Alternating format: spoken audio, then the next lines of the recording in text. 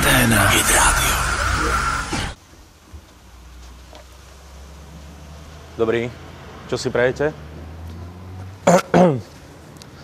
Tak to vám poviem, my vášniví športovci z fotbalového zväzu často sedávame tu dole v Expresse a pijeme kávu a hovoríme im tam stále, že halo, veď zapnite Anténa Hit Radio, veď to je najlepšie rádio. A oni, že a vy čo ste? Však tu ste v Expresse. Tak ja neviem. Boha, ja s mojím strachom z výšok.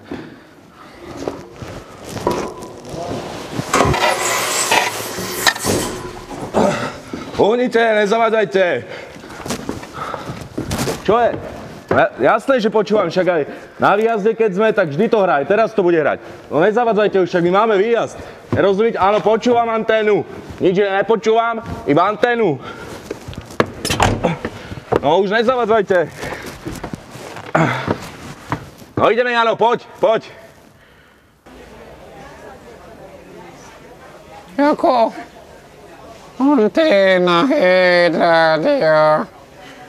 Jo, tak to poznám, Jurek, Anténa Hit Radio, velice dobre to počúvají, môj kohút, Kikirik, môj títo husy to počúvali, keď ešte boli na tomto svete, všetky tri tancovali na Anténa Hit Radio, každé ráno.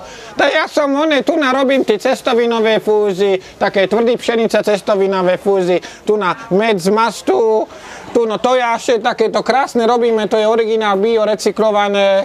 A tam sa mi ľúbi, že Anténa Hit Radio, Biela Bugar Radio, že si vedia vážiť tí zákazníky. No a velice sa mi ľúbilo, jak tam radili vtedy, v tej relácii radili, že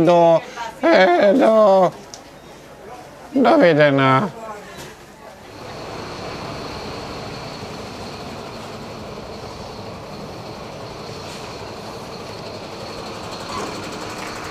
Odkedy používam Kozmodisk, je pre mňa moja práca ľahšou, môžem sa hrať s vnúčaťami, robiť v záhrade. Boha, zlá reklama, čo? Isto, tak počúvam Anténa Hit Radio, lebo to je najlepšie rádio, Anténa Hit Radio. Dobre som povedal?